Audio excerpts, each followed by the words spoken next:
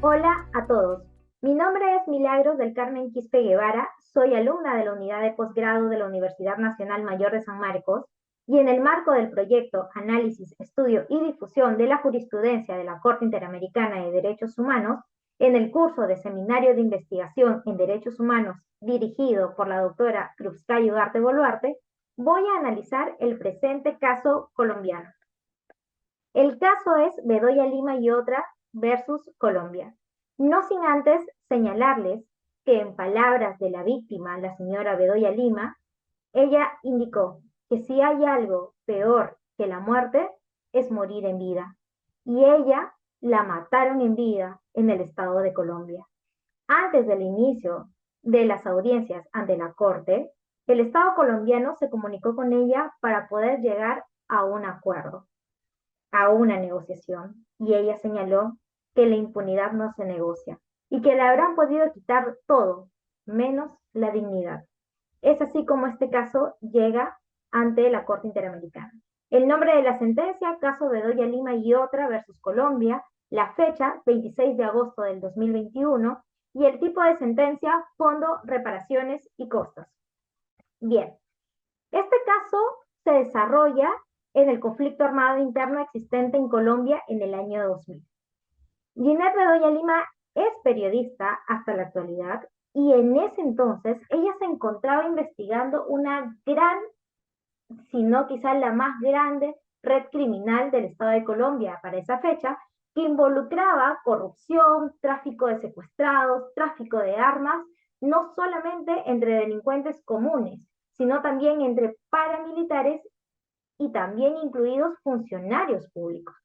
Es así que ella se encontraba en la puerta de la cárcel La Modelo, lista para realizar una entrevista respecto a su investigación, y en ese preciso momento ella fue secuestrada, torturada y ultrajada sexualmente por varios hombres uniformados.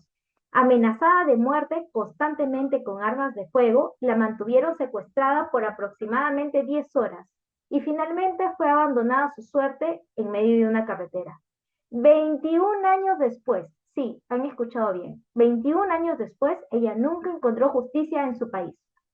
La Corte determinó la responsabilidad internacional del Estado de Colombia por la violación de los derechos a la integridad personal, a la libertad personal, a la honra y dignidad, a la libertad de pensamiento y expresión, a las garantías judiciales, a la protección judicial, igualdad ante la ley y al plazo razonable. ¿Y por qué todos estos derechos invocados? Porque cuando suceden estos terribles y abominables hechos, y ella busca justicia en la Administración de Justicia del Estado de Colombia, ¿qué pasó? El expediente se perdió. Se enloqueció con drogas psiquiátricas a un importante testigo. Principales pruebas también se perdieron. Quisieron obligarla a salir del exilio, pero no lo lograron. Solo hasta la fecha existen dos condenas de los eslabones más débiles y son producto del esfuerzo y de la búsqueda y de la lucha de la propia víctima. Pero ¿y los funcionarios y los autores intelectuales que planearon su crimen hasta el día de hoy siguen libres? Es en ese sentido que se invocan todos estos derechos vulnerados. La víctima, Ginette Bedoya Lima, y su madre, Luz Nelly Lima, y el Estado demandado, Colombia. Bien, respecto al trámite ante la comisión. La petición se formuló el 3 de junio del año 2011, presentada por la Fundación para la Libertad de Prensa, en nombre de la señora Bedoya y su madre. Y en el año 2013 se unió a dicha representación el Centro de Justicia y de Derecho Internacional, CEGIL. El informe de admisibilidad se realizó el 21 de julio del 2014, 4 años después. El 7 de diciembre del 2018 finalmente se tiene el informe de fondo y la notificación al Estado el 16 de enero del 2019. Respecto al trámite de la Corte, el 6 de septiembre del año 2019, la Comisión sometió a la jurisdicción de la Corte Interamericana la totalidad de hechos y de violaciones de derechos humanos descritos en el informe de fondo. Pero la Corte nota con preocupación que han transcurrido más de 8 años desde la petición ante la Comisión y el sometimiento a conocimiento de la Corte. Un dato bastante interesante. La notificación ante las partes se da efectivamente el 27 de septiembre del 2019 y al Estado también. El escrito de solicitudes el 3 de diciembre del 2019. El escrito de contestación por parte del Estado el 16 de marzo del 2020. La audiencia pública se da los días 15, 22 y 23 del año 2021. Y hay una solicitud de recusación por parte del Estado colombiano. ¿Qué dice el Estado colombiano en la primera jornada de audiencia pública? ¿No? Solicitó la recusación de la presidenta y de todos los jueces de la Corte, a excepción del juez Eduardo Biogrossi. ¿Qué alegaba? ¿Qué decía? Falta de garantías y de objetividad en el proceso.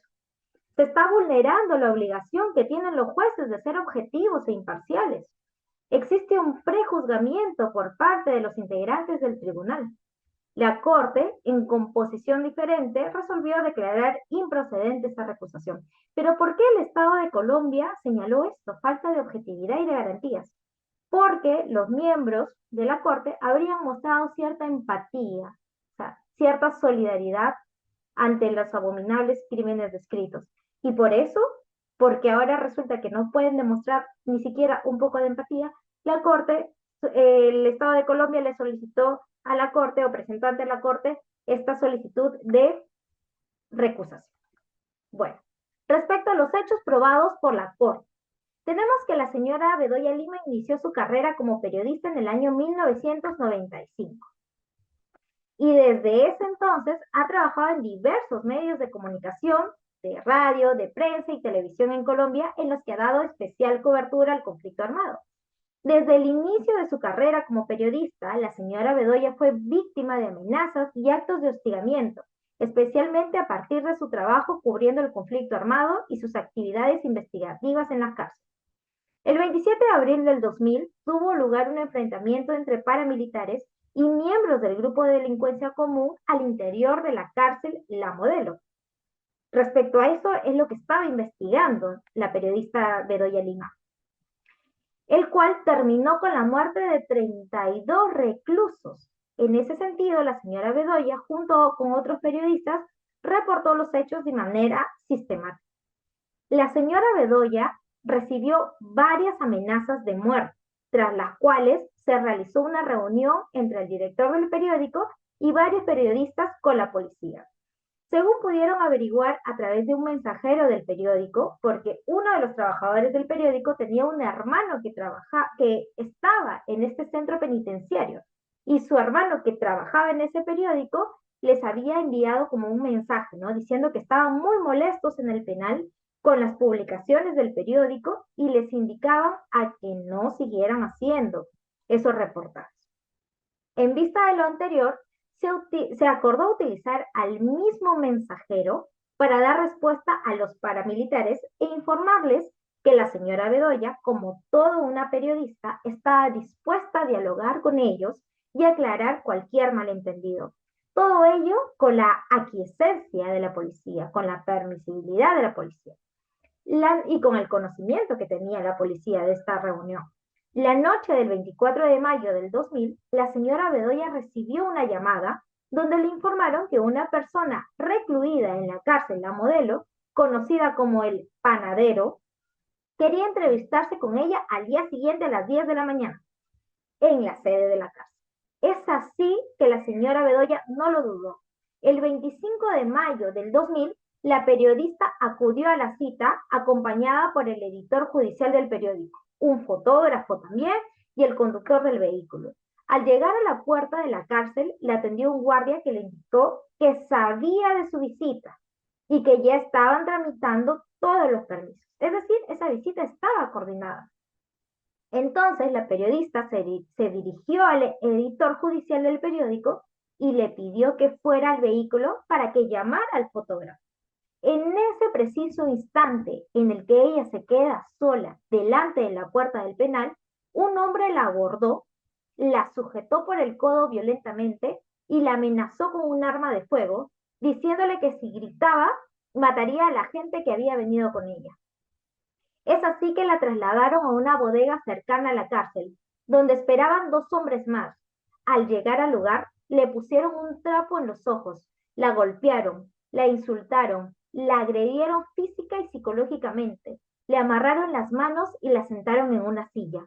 Posteriormente, la subieron a un vehículo y continuaron golpeándola.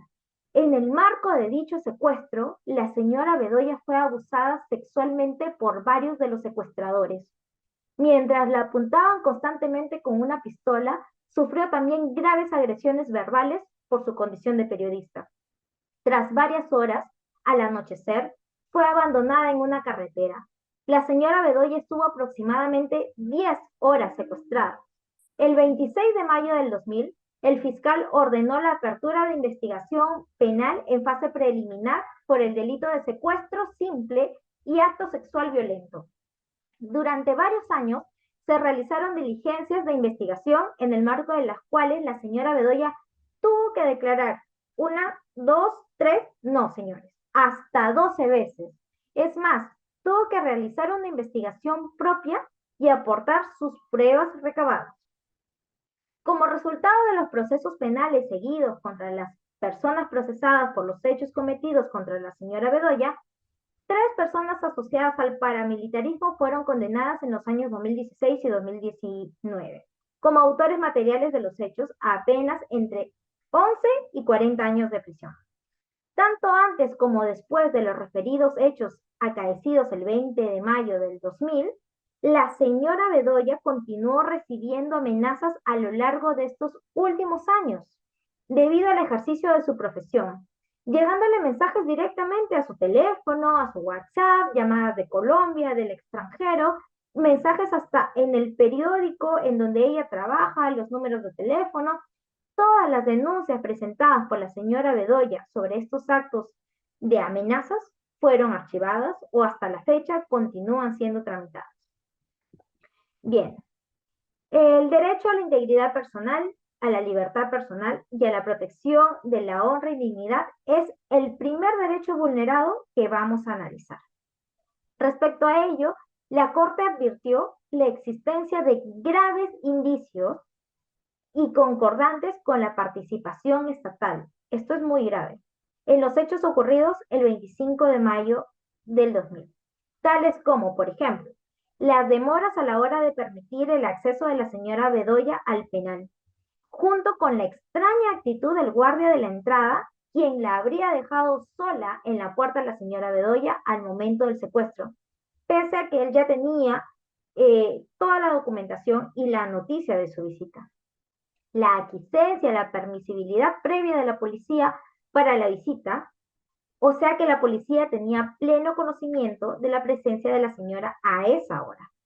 La circunstancia de que toda puerta de un penal es un lugar, obviamente por lógica, que es particularmente vigilado, máxime si en días previos se había producido un acto singular de violencia en el interior del penal, 32 fallecidos, y la presencia de una patrulla en la entrada de la cárcel y de sujetos uniformados durante el secuestro, tal y como lo refirió la señora Bedoya.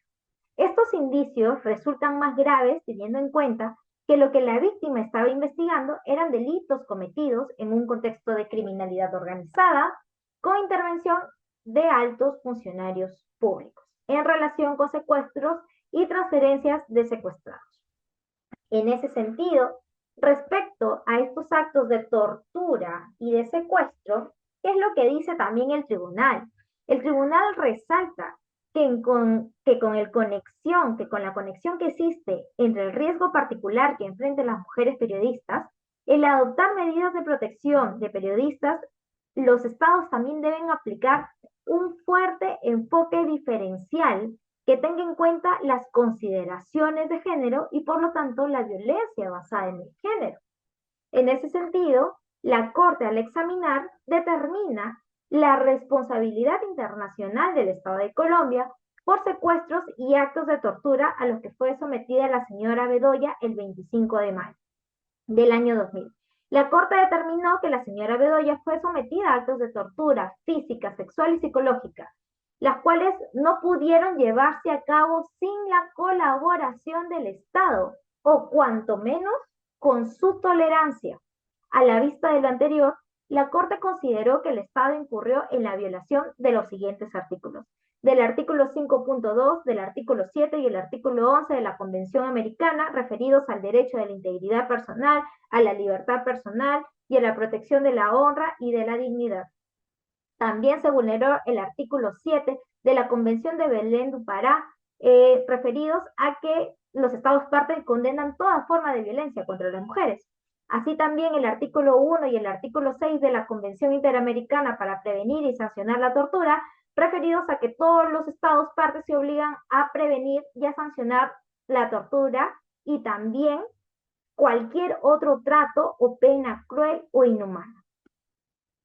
Segundo derecho vulnerado, la libertad de pensamiento y expresión. Al respecto, el tribunal señaló que la libertad de pensamiento y expresión tiene una doble dimensión, una dimensión individual y una dimensión social. En primer lugar, en lo que respecta a la dimensión individual, el tribunal concluyó que este ataque a la señora Bedoya tenía como objetivo, primero, castigar e intimidar a la periodista en particular y afectar así la dimensión individual de su derecho a la libertad de pensamiento y expresión. Y en lo que respecta a la dimensión social, el tribunal advirtió en primer lugar que la señora Bedoya cubría asuntos de gran interés público, como son el alegado tráfico de armas, compra y venta de secuestrados, además de otras violaciones de derechos humanos que se estarían cometiendo dentro de la cárcel a modelo. Precisó entonces que la falta de una efectiva garantía de la libertad de pensamiento y expresión generaba un efecto amedrentador que provocaba que el público perdiera voces y puntos de vista relevantes. Pero no solamente esto, sino que incrementaba y aumentaba la brecha de género en la profesión periodística porque atacaba el pluralismo como elemento esencial de la libertad de pensamiento y expresión y de la democracia. Claro, se perdían voces particulares importantes de periodistas, de mujeres periodistas. Así bien, la Corte determinó la responsabilidad internacional del Estado de Colombia por la violación a la libertad de pensamiento y de expresión de la señora Bedoya. La Corte concluyó que Colombia violó la obligación de respetar y garantizar el derecho a la libertad de pensamiento y de expresión de la señora Bedoya, consagrado en el artículo 13 de la Convención Americana de la Libertad de Pensamiento y Expresión, en concordancia con la aplicación del artículo 1.1, que es la obligación de respetar los derechos contenidos en la Convención. Ahora bien, respecto a los derechos vulnerados, de las garantías judiciales, a la igualdad ante la ley y a la protección judicial. ¿Qué nos dice la Corte respecto a ello?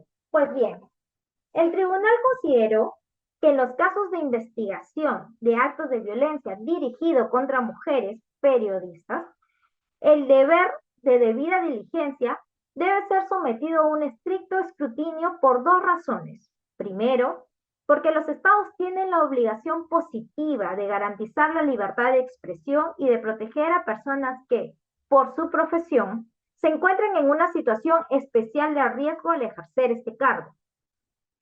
Segundo, porque a este deber se le debe añadir el estándar de debida diligencia reforzada respecto de la prevención y protección de las mujeres contra la violencia de género. En ese sentido, sobre la falta de debida diligencia, el tribunal advirtió que en el marco del procedimiento penal seguido por los hechos ocurridos el 25 de mayo del 2000, se produjeron determinadas falencias en la recaudación diligente de la prueba.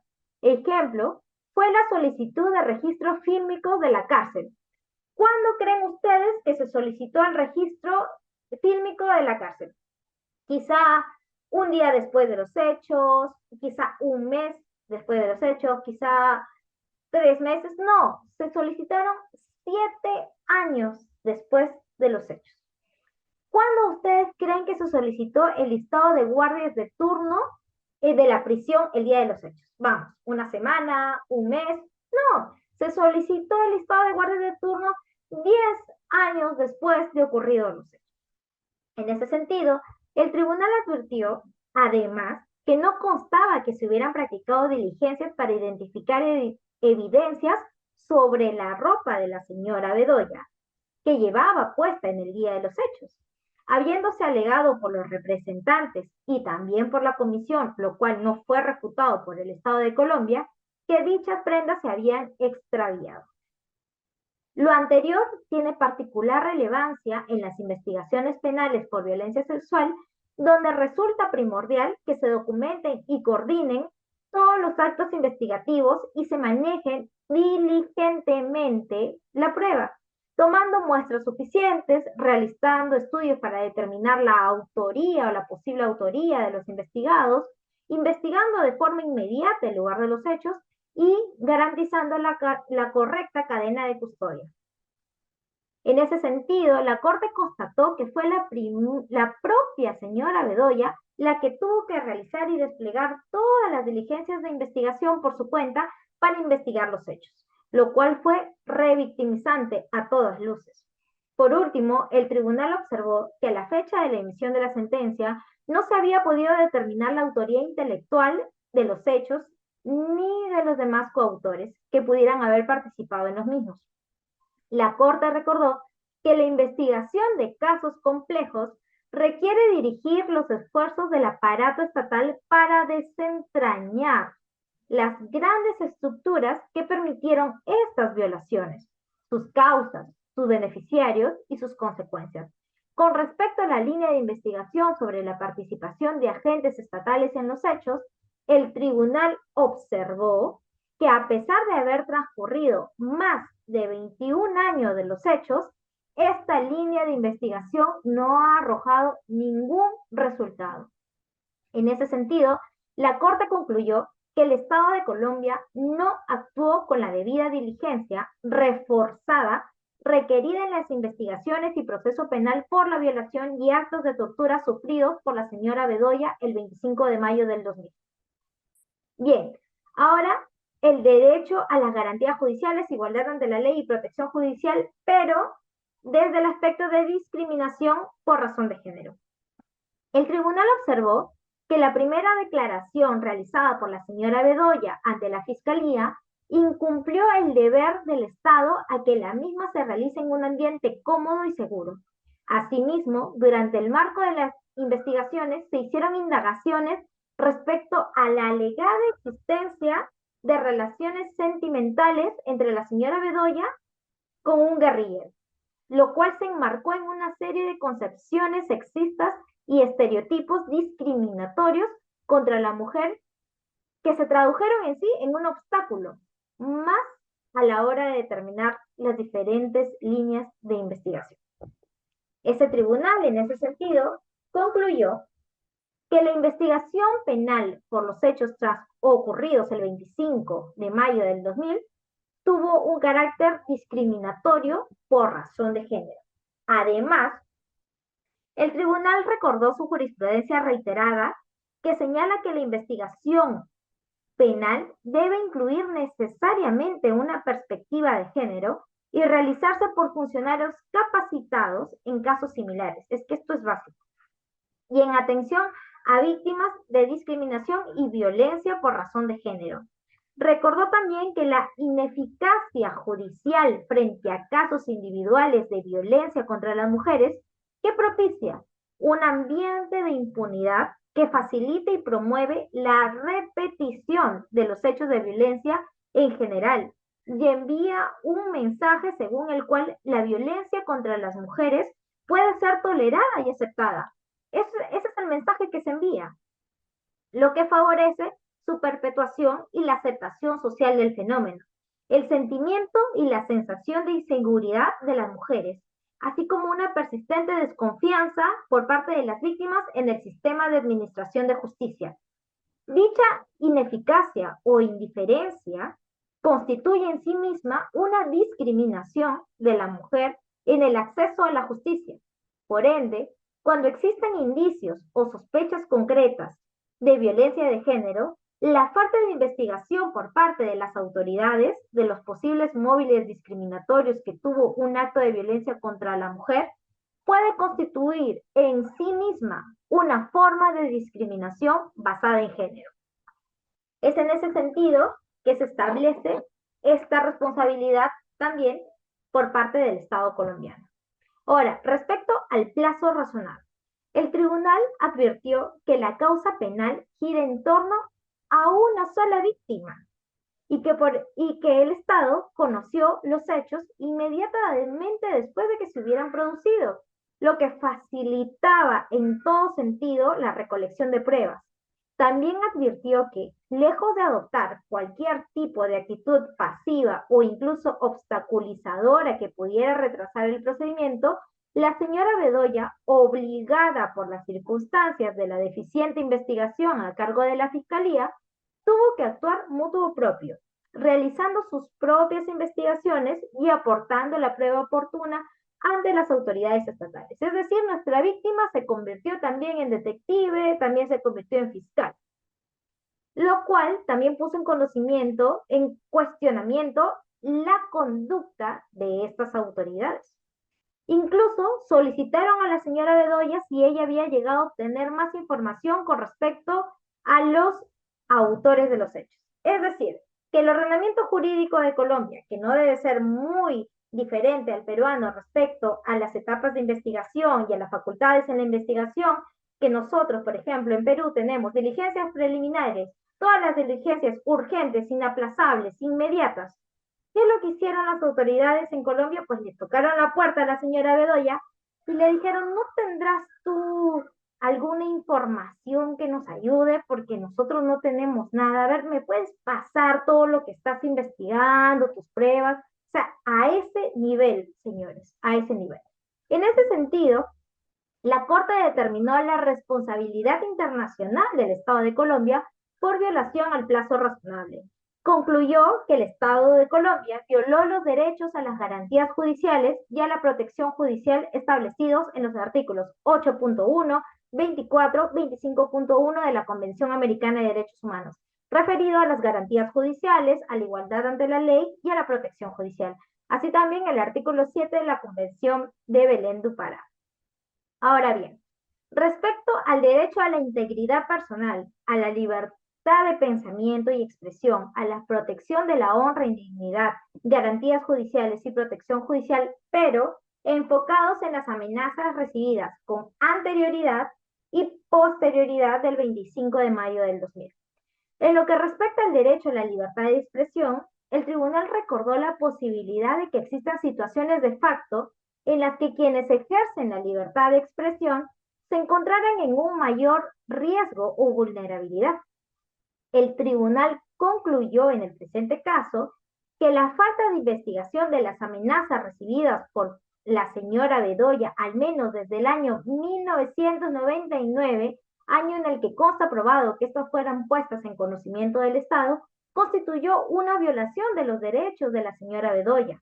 Por último, y también ante el reconocimiento de responsabilidad realizado por el Estado de Colombia, el tribunal concluyó que la falta de investigación al ataque ocurrido o dirigido también hacia la señora Bedoya, donde resultó herida su madre, la señora Luz Nelly Lima, también supuso la violación de los artículos 5, 11, 8 y 25, que están referidos al derecho de la integridad personal, a la honra y dignidad, garantías judiciales y protección judicial en perjuicio de la señora Luz Nelly Lima. Y es que la señora Bedoya, en el ejercicio de su profesión de periodista, ya recibía amenazas y ya había solicitado la protección del Estado. Y una funcionaria del Estado le había dicho, no, a mí no me parece que ameriten un sistema de protección. 6 meses después sucedieron todos estos abominables hechos. Ahora bien, respecto al derecho a la integridad personal de la señora Luz Nelly, madre de Ginette Bedoya, porque ella aparece también en el nombre de la sentencia, Bedoya Lima y otra versus Colombia. Esa persona otra es su madre y ahora vamos a entender por qué. La Corte señala que cuando las víctimas de violencia sexual son estigmatizadas y alienadas, las madres son quienes se quedan al lado de sus hijas, amplificando el impacto emocional que la madre sufre y exponiéndose también a la revictimización y estigma de la violencia sexual. De hecho, las madres de víctimas de violencia sexual sufren el temor producto de la nueva violencia porque el problema con ciertas violencias sexuales es que siempre pueden darse y pueden repetirse. En ese sentido, el tribunal consideró que, como consecuencia directa de los hechos de violencia en contra de su hija, por acompañarla durante más de 2 décadas en la búsqueda de justicia y que los hechos continúen con una impunidad parcial increíble, y por las amenazas que incluso hasta el día de hoy recibe su hija, la señora Lima padeció y padece un profundo sufrimiento y angustia en detrimento de su integridad física y moral, en violación al artículo 5.1 de la Convención que está referida a que toda persona tiene derecho a que se respete su integridad física, psíquica y moral. En ese sentido, es que es considerada también víctima del presente caso. Ahora bien, respecto a las reparaciones, la Corte ha indicado inicialmente que toda violación a una obligación internacional que haya producido daño comporta el deber de repararlo adecuadamente, y que esta disposición recoge una norma consuetudinaria que constituye uno de los principios fundamentales del derecho internacional contemporáneo sobre responsabilidad de un Estado. Esto en el marco del artículo 6.1 de la Convención Americana. ¿Cuál es la parte lesionada? Obviamente, la Corte considera como parte lesionada a la señora Ginette Bedoya Lima y a su madre Luz Nelly Lima, quienes serán beneficiarias de las reparaciones que la Corte ordene. En ese sentido, el punto B, investigación, determinación, enjuiciamiento y, en su caso, sanción de todos los responsables, la Corte dispone que el Estado deberá, en un plazo razonable, promover y continuar las investigaciones que sean necesarias para determinar, juzgar y, en su caso, sancionar a los restantes responsables de los actos de violencia y tortura. No todos están en la cárcel, no todos han recibido los que se merecen. Hay responsables restantes de todos estos hechos ocurridos el 25 de mayo del 2000.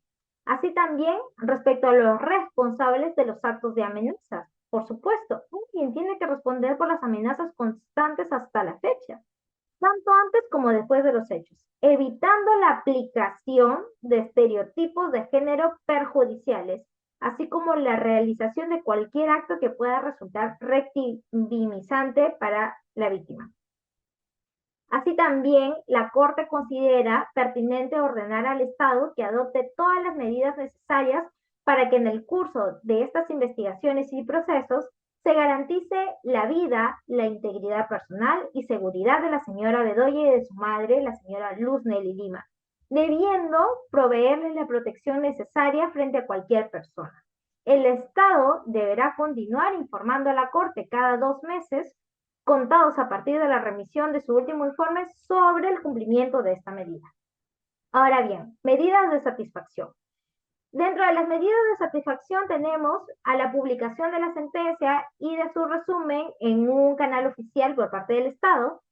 La Corte también dispone que el Estado deberá garantizar la difusión del programa Transmedia No es hora de callar, el cual se transmitirá por el sistema de medios públicos durante 5 años, contados a partir de la primera difusión, con el fin de generar conciencia respecto a los derechos de las mujeres en el ejercicio del periodismo en Colombia.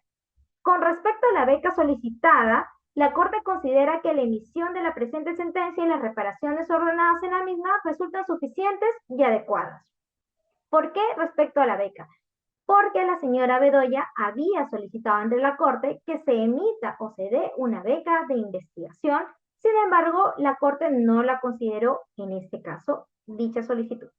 Respecto a la rehabilitación, el tribunal dispone la obligación a cargo del Estado de pagar por una vez la suma de $30,000 a la señora Ginette Bedoya Lima y $30,000 a la señora Luz Nelly Lima, por concepto de gastos por tratamiento médico, psicológico y o psiquiátrico, para que pueda ser brindado por los profesionales competentes, pero que sean de su confianza, así como por medicamentos y otros gastos conexos en el plazo de cumplimiento de 1 año.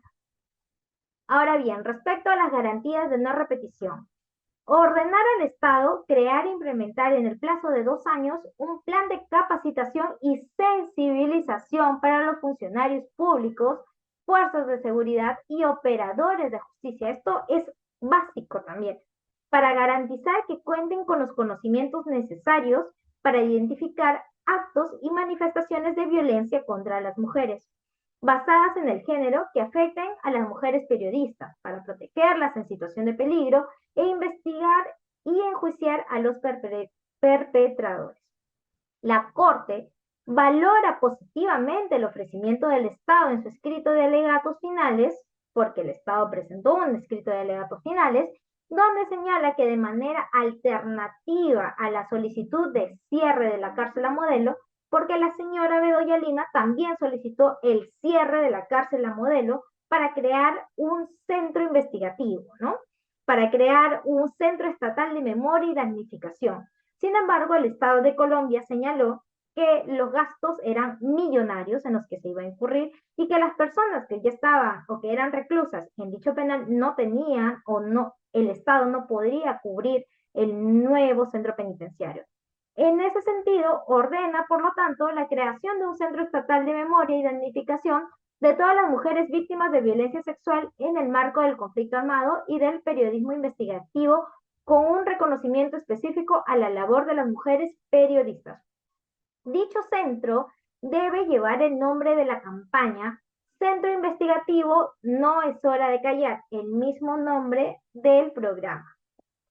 Y deberá contar con la participación de la señora Bedoya. El referido centro deberá contar con una partida presupuestaria suficiente de al menos $200,000 anuales para garantizar su funcionamiento y el desarrollo de diversas actividades. Además, se deberá dotar el referido centro de un inmueble ubicado en un lugar de fácil y rápido acceso. ¿Cuál fue el plazo que dio la Corte? 18 meses para la ejecución. La Corte ordena también al Estado que diseñe inmediatamente e implemente en un plazo de 1 año un sistema de recopilación de datos y cifras vinculadas a los casos de violencia contra periodistas. Además, se deberá especificar la cantidad de casos que fueron efectivamente judicializados, identificando el número de acusaciones, condenas, absoluciones. Esta información deberá ser difundida de manera anual por el Estado a través del informe correspondiente, garantizando su acceso a la población en general, así como la reserva de la identidad de las víctimas. La Corte también ordena la creación de un fondo, el cual debe ser destinado a la financiación de programas dirigidos a la prevención, protección y asistencia de las mujeres periodistas víctimas de violencia basada en el género en el ejercicio de su profesión. La Corte fija en equidad el monto de $500,000 para la constitución del referido fondo. ¿Cuál fue el plazo para la ejecución? 12 meses. Respecto a las indemnizaciones compensatorias, la Corte divide en dos las indemnizaciones, en daño material y el daño inmaterial. Respecto al daño material, el tribunal fija en equidad por concepto de daño material las cantidades de $25,000 a favor de la señora Ginette Bedoya Lima y $15,000 a favor de la señora Luz Nelly Lima.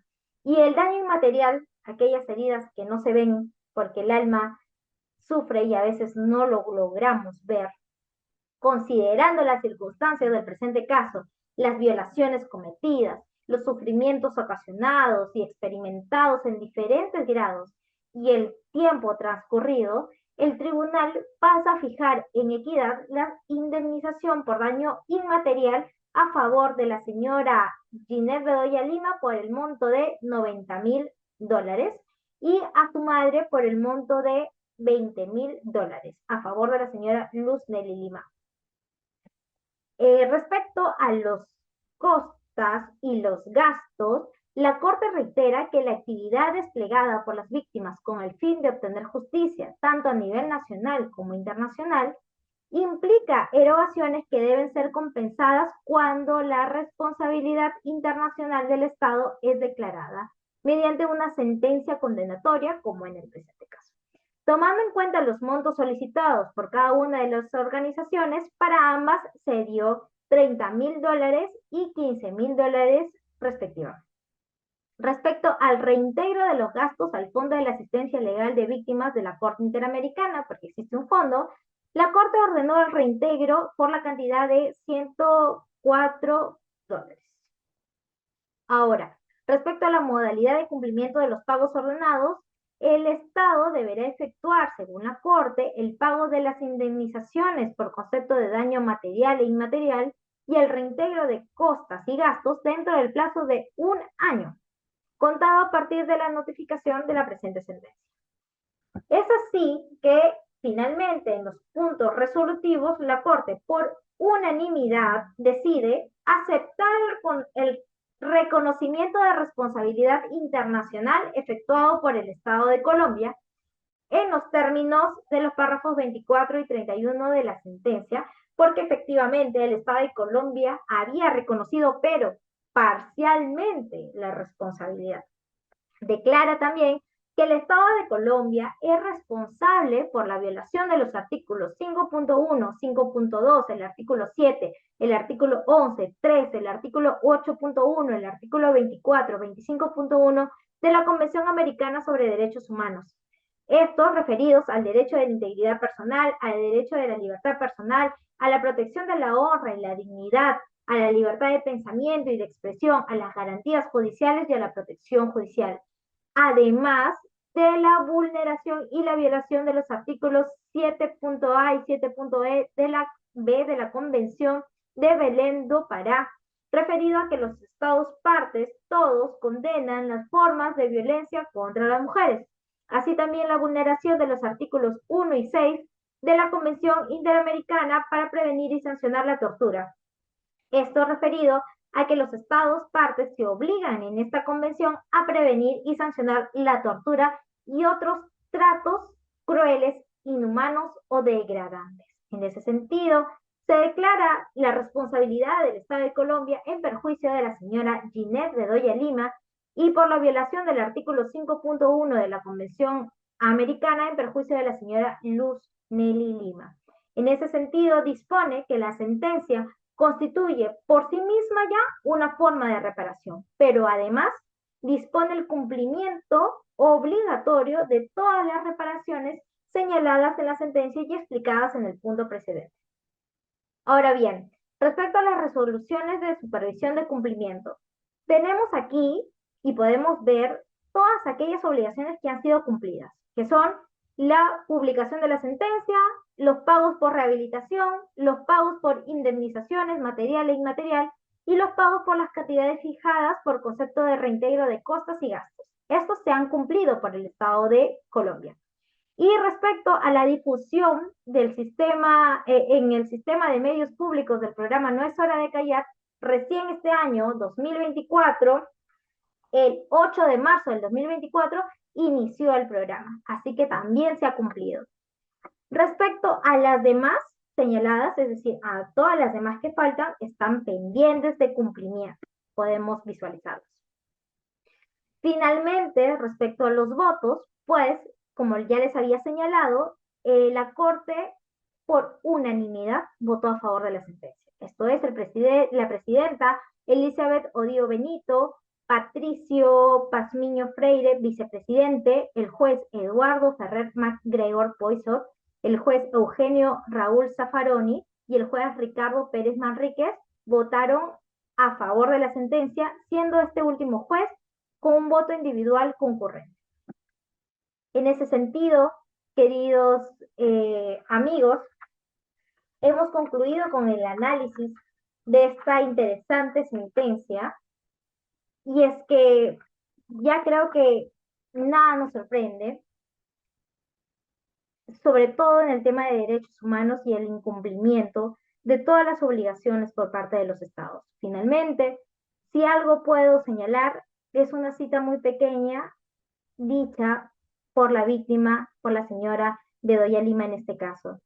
Ella señala, y creo que resume el caso finalmente, en que normalizar el abuso es el peor combustible de violencia de género en un país. no continuemos con ello. Muchas gracias a todos.